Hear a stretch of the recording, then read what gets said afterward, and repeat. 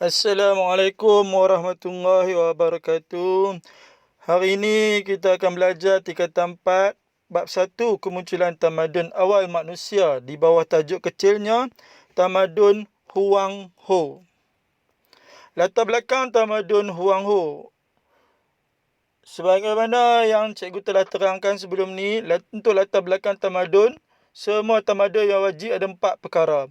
Yang pertama, mesti dibina berhampiran dengan sungai, iaitu tamadun Huang Ho, pertempatannya berdekatan dengan sungai Huang Ho. Yang kedua, dekat sungai mempunyai apa? Mempunyai tanah yang subur. Yang ketiga, tanah subur boleh buat aktiviti apa? Iaitu boleh buat aktiviti pertanian. Jadi penduduk menjalankan kegiatan ekonomi seperti pertanian. Dan yang keempat, setelah ada pertanian, yang keempat mewujudkan pertempatan kekal, iaitu menarik kaum nomad membina pertempatan kekal. Okey, cikgu ulang sekali lagi. Untuk latar belakang semua tamadun wajib ada 4 perkara. Yang pertama, sungai, iaitu tamadun Huang Ho dekat sungai Huang Ho. Yang kedua, tanah yang subur. Yang ketiga, tanah subur menjalankan aktiviti pertanian. Dan yang keempat, mewujudkan pertempatan kekal. Pertempatan kekal tersebut berkembang mewujudkan beberapa buah bandar seperti Anyang dan juga Loyang. Okey, dinasti dalam tamadun Huang Ho yang pelajar mesti ketahui ada 3. Yang pertama, dinasti Xia. Yang kedua, dinasti Shang. Dan yang ketiga, dinasti Zhou. Okey, kita lihat ciri-ciri negara kota ataupun ciri-ciri bandar Anyang. Yang pertama, dikelilingi oleh tembok untuk menghalang musuh. Apa guna tembok? Menghalang musuh. Yang kedua, terbahagi 2 bahagian. Bila disebut terbahagi 2 bahagian, mesti ada bahagian pertama dengan bahagian kedua, betul tak?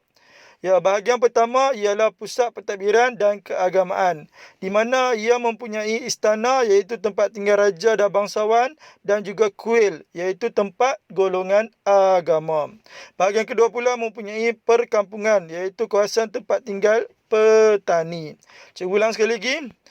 Bila disebut terbahagi 2 bahagian, mesti ada bahagian pertama dengan bahagian kedua. Bahagian pertama iaitu pusat pentadbiran dan keagamaan, mempunyai istana, tempat tinggal raja dan bangsawan, serta kuil, tempat golongan agama.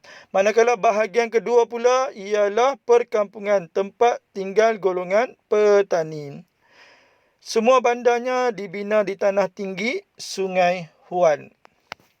Okey, kita lihat formula untuk ciri-ciri negara kota ataupun ciri-ciri bandar Anyang. Formulanya ialah telinga terbahagi 2. Telinga terbahagi berapa?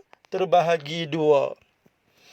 Okey, tengok penerangan formula. Telinga, apa dimaksudkan telinga? Telinga merujuk pada tembok persamaan pada huruf T dengan E, iaitu tembok dibina sekeliling kota untuknya menghalang musuh. Yang kedua, terbahagi 2 merujuk pada terbahagi 2 juga. Terbahagi 2 ni merujuk pada terbahagi 2 apa? Terbahagi 2 bahagian. Bila disebut terbahagi 2 bahagian, mesti ada bahagian pertama dengan bahagian kedua. Perlu ingat nah, bila disebut terbahagi 2 apa? Iaitu terbahagi 2 bahagian. Ada bahagian pertama dan ada bahagian kedua. Bahagian pertama iaitu pusat pentadbiran dan keagamaan, mempunyai istana, tempat tinggal raja dan bangsawan, serta kuil, tempat golongan agama. Bahagian kedua pula ada apa? Bahagian kedua mempunyai perkampungan, iaitu tempat tinggal petani. Jadi formula untuk ciri-ciri negara kota tamadun Huang Ho ataupun ciri-ciri bandar Anyang ialah telinga terbahagi 2. Okey, ni dia punya ulang kaji formula tadi. Telinga rujuk pada tembok sekeliling kota menghalang musuh. Yang kedua, terbahagi 2, iaitu merujuk pada terbahagi 2 bahagian, pentadbiran dan juga keagamaan serta perkampungan. Okey, seterusnya cikgu nak ajar tentang sumbangan tamadun Huang Ho. Semua sumbangan dia yang pelajar harus ketahui adalah mempunyai 6. Yang pertama, kepercayaan. Yang kedua, pemerintahan beraja. Yang ketiga, tanaman. Yang keempat, kalender. Yang kelima, tulisan. Dan yang keenam, Sun Tzu, iaitu karya Sun Tzu. Okey, kita lihat satu persatu dahulu. Yang pertama, kepercayaan. Kepercayaannya semua ada 4. Yang pertama animisme, yang kedua puja roh nenek moyang. Dulu-dulu mereka korbankan hamba sewaktu puja roh nenek moyang, tetapi lah ni dah ditukar kepada pemberian makanan. Yang ketiga yin yang, dan yang keempat feng shui. Jadi semua kepercayaan dia ada berapa? Ada 4, iaitu animisme, puja roh nenek moyang, yin yang dengan feng shui. Okey, bagus. Sumbangan yang kedua iaitu pemerintahan beraja. Bila disebut raja, raja adalah pemerintah tertinggi. Gelaran raja di China dipertukar kepada gelaran maharaja. Raja mereka mendapat mandat dari Tuhan ataupun mandat daripada syurga untuk memerintah. Jika raja memerintah dengan adil, rakyat akan menikmati kemakmuran. Tetapi jika raja memerintah dengan zalim, raja akan hilang mandat. Jadi bagaimana raja boleh hilang mandat? Jika raja memerintah dengan zalim. Tetapi kalau memerintah dengan adil, rakyat akan hidup dengan penuh kemakmuran. Okey, sumbangan yang ketiga iaitu tanaman ataupun pertanian. Semua sekali ada 7 sumbangan. Yang pertama, teres di bukit. Teres di mana? Di bukit. Jadi di bukit kita buat apa? Teres. Jadi teres di bukit. Yang kedua, pengairan dibina untuk pertanian. Yang ketiga, terusan untuk mengawal banjir. Apa guna terusan? Mengawal banjir. Macam mana nak kawal banjir? Pembinaan terusan. Jadi terusan untuk mengawal banjir. Yang keempat, tanaman bergilir untuk kesuburan tanah. Apa guna tanaman bergilir? Untuk kesuburan tanah. Macam mana nak suburkan tanah? Menggunakan tanaman bergilir. Jadi tanaman bergilir untuk kesuburan tanah. Yang kelima, cangkul dan sabit dicipta. Yang keenam, kolar kuda menarik tenggala. Siapa yang tarik tenggala? Kolar kuda. Jadi apa guna kolar kuda? Menarik tenggala. Dan last sekali, tenggala untuk membuat batas. Okey, kita lihat formula untuk tanaman atau pertanian. Formulanya ialah terasa air terus mengalir, celah ketiak tenggiling. Okey, lihat penerangan formula. Terasa merujuk pada teres, iaitu persamaan pada huruf T, E dengan R. Air merujuk kepada pengairan, iaitu pengairan berasal dari perkataan air. Terus merujuk pada terusan, iaitu terusan berasal dari perkataan terus. Mengalir merujuk kepada bergilir, persamaan pada sebutan le di belakangnya. Celah merujuk pada cangkul, iaitu huruf C di depan. Ketiak merujuk pada collar, iaitu huruf K di depannya. Dan last sekali, tenggiling merujuk kepada tenggala. Jadi formulanya ialah formula sumbangan tamadun wahuk dalam pertanian. Terasa air terus mengalir, celah ketiak tenggiling. Okey, lihat sumbangan tamadun wahuk yang keempat iaitu kalender. Dalam kalender mereka 30 hari bersamaan dengan sebulan, sama dengan kita. Jadi 360 hari bersamaan dengan 1 tahun.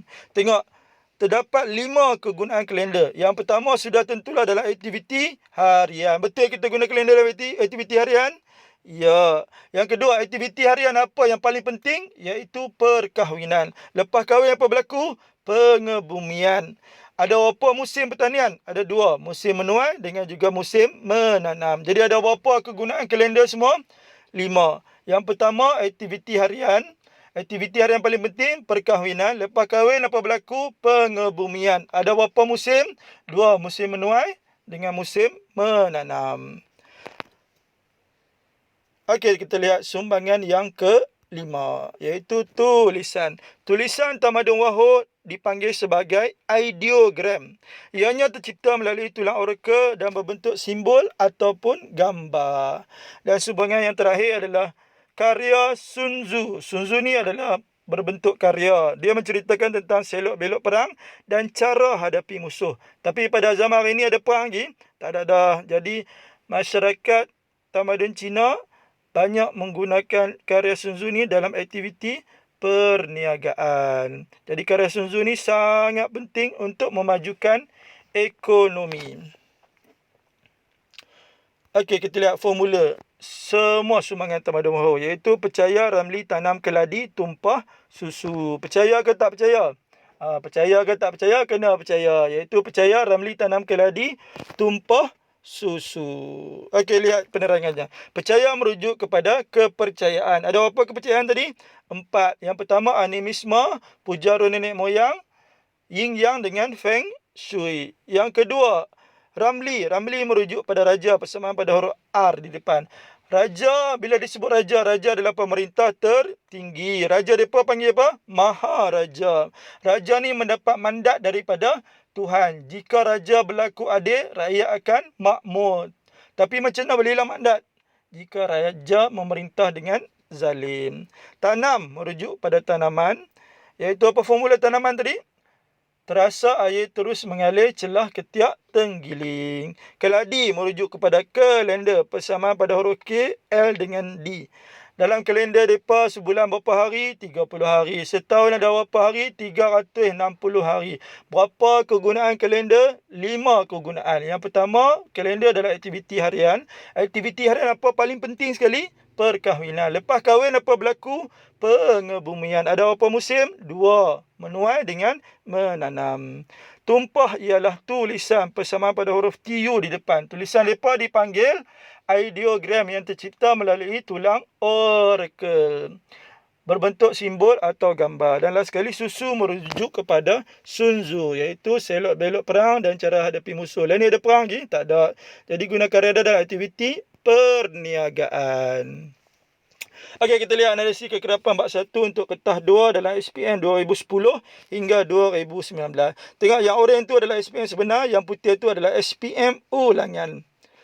Untuk SPM sebenar, dia ada pada tahun 2010, 11, 12 tak ada. 13, 14 ada pula. 15 tak ada. 16, 17, 18 ada. 19 tak ada. Okey, cikgu ulang sekali lagi trend dia noh. Tengok apa yang cikgu sebut. Dia analisiskan. Tengok 2010 sebelah. Mula-mula ada, tak ada. Ada balik, tak ada. Ada, tak ada. Rasa-rasa 2020 ni akan ada tak? Cikgu ulang sekali lagi noh. Ada, tak ada. Ada, tak ada. Ada, tak ada. 2020 rasa-rasa akan ada lagi tak? Ya, berkemungkinan yang sangat besar akan naik lagi pada tahun 2020 untuk bab 1. Okey, kita lihat SPM ulangan 2014 ulangan, 15 ulangan ada, 2018 ulangan pun ada. Para pelajar yang nak mengambil SPM pada tahun 2020 ni, pastikan memberi perhatian yang sangat mendalam untuk bab 1. Okey, kita lihat analisis kekerapan tajuk ketah 2 2010 sampai 2019 untuk tajuk tamadun Huang Ho. Didapati daripada tahun 2010 sampai 2019 hanya sekali je ditanya, iaitu 2017 tentang tamadun Huang Ho. Okey, kita lihat contoh soalan. Ini contoh soalan esei untuk tamadun Huang Ho. Okey, kita lihat satu persatu. Okey, kita lihat A dahulu. A. Soalan tanya nyatakan latar belakang pembentukan tamadun Huang Ho.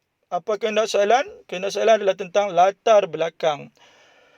Okey, seperti biasa untuk soalan esei mula-mula sekali kena tulis apa? Tulis pembuka. Apa pembuka soalan ni?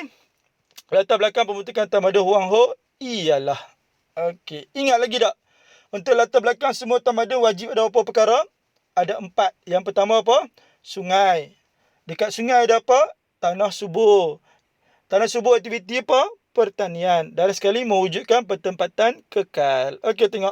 Latar belakang pembentukan tamadun Huang Ho ialah dibina berdekatan sungai Huang Ho. Titik. Untuk penanda wacana yang cikgu ajar kepada pelajar cikgu adalah cikgu galakkan menggunakan number. Jadi macam mana nak mulakan ayatnya? Kedua, mempunyai tanah yang subur atau iklim yang sesuai, titik. Jadi lepas kedua, ketiga, penduduk menjalankan kegiatan ekonomi seperti pertanian, penternakan, memungut hasil hutan, titik. Lepas ketiga, keempat, menarik kaum nomad, membina pertempatan kekal. Dan yang kelima, mewujudkan beberapa buah bandar seperti Anyang dan juga Loyang. Okey, kita lihat soalan B pula. Soalan B tanya, sejauh manakah tamadun Huang Ho telah menyumbang kepada tamadun dunia? Apa kehendak soalan? Sumbangan tamadun Huang Ho. Ada formula tak sumbangan tamadun Huang Ho? Ya, formulanya apa? Percaya Ramli tanam keladi, tumpah susu. Ada 6 sumbangan. Okey, seperti biasa soalan sini ada pembuka tak? Apa pembukanya? Sumbangan tamadun Wang Ho kepada tamadun dunia ialah, rujuk balik pada formula. Formula yang pertama apa? Percaya. Jadi ialah dapat dilihat dalam bidang kepercayaan, seperti animisme, puja roh nenek moyang dengan cara mengorbankan hamba dan kemudian ditukarkan kepada pemberian makanan, yin yang dan feng shui. Macam mana nak mulakan isi yang kedua? Menggunakan number, iaitu sumbangan kedua. Sumbangan kedua ialah dalam bidang pemerintahan beraja. Hari ini kerana gelaran raja ditukar kepada maharaja. Selain itu, konsep raja dikaitkan dengan anak syurga dan raja mendapat mandat dari syurga atau Tuhan untuk memerintah. Ada lagi tak sambungan ayat jam? Macam mana raja boleh hidang mandat? Sekiranya raja berlaku zalim. Jadi ayat macam mana? Titik. Sekiranya raja berlaku zalim kepada rakyat, jadi raja akan hilang mandat dari Tuhan. Titik. Namun, lepas titik, sambung lagi ayat dia. Namun, sekiranya raja memerintah dengan adil, rakyat akan hidup dengan makmur. Titik. Ada lagi tak isi yang lain? Ada lagi. Apa lagi isi yang seterusnya? Lihat balik formula. Percaya, ramli, tanam. Tanam merujuk kepada tanaman. Macam mana nak mulakan ayat untuk tanaman?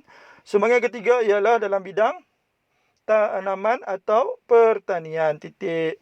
Ada tak formula dia? Masuk semua ayat formula dia. Kemudian ada sumbangan lagi dah yang keempat.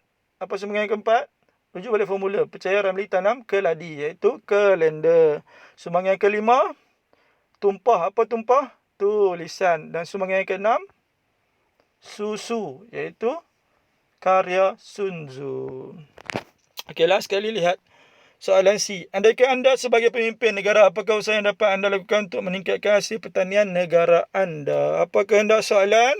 Dia nak usaha meningkatkan hasil pertanian. Bila disebut pertanian, setiap pelajar boleh menggunakan formula pertanian tamadun Wang Ho.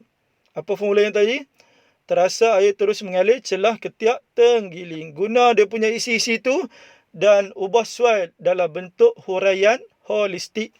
Ingat lagi tak, huraian holistik semua mesti ada 4 perkara yang cikgu ajar. Yang pertama, isi. Yang kedua, huraian. Huraian bermula daripada perkataan hal ini agar, hal ini kerana atau hal ini menyebabkan. Yang ketiga, contoh. Dan yang keempat, kesannya. Okey, kita lihat jawapannya. Sekiranya saya adalah pemimpin negara, usaha yang dapat saya lakukan untuk meningkatkan hasil pertanian negara ialah dengan membuat teres di bukit untuk pertanian. Titik. Contohnya menanam padi bukit. Titik. Hal ini agar dapat menggunakan tanah yang terbiar. Titik. Kesannya tanah dapat digunakan sepenuhnya dalam bidang pertanian. Jadi ada 4 perkara. Isi, huraian, contoh. Nak mulakan contoh dulu, menambah huraian pun boleh, tak ada masalah. Dan juga last sekali kesan. Ada 4 perkara tu. Okey, macam mana nak mulakan jawapan yang kedua? Macam mana nak mulakan jawapan yang kedua atau isi yang kedua? Menggunakan number. Iaitu usaha kedua ialah pengairan diwujudkan untuk pertanian. Titik ini agar pertanian dapat hidup dengan subur. Contohnya dapat meningkatkan banyak hasil. Kesannya dapat mengurangkan import makanan dari luar. Kemudian macam mana nak masuk ke isi yang ketiga? Ialah usaha ketiga ialah terusan dibina untuk mengawal banjir. Hal ini agar dapat memastikan tanaman tidak rosak. Contohnya terusan Muhammad Saman di Kedah yang dibina untuk padi sawah. Titik. Kesannya ia dapat dibekalkan dengan mencukupi kepada bidang pertanian. Hanya sekadar itu sahaja daripada cikgu. Kita jumpa lagi dalam kelas sejarah yang seterusnya, insya-Allah. Akhir sekali permintaan dari cikgu adalah agar semua pelajar dan guru-guru dapat untuk subscribe cikgu punya video dalam YouTube ni supaya cikgu dapat menambah lagi video-video yang seterusnya. Sekian, wabillahi taufiq wal hidayah. Wassalamualaikum warahmatullahi wabarakatuh.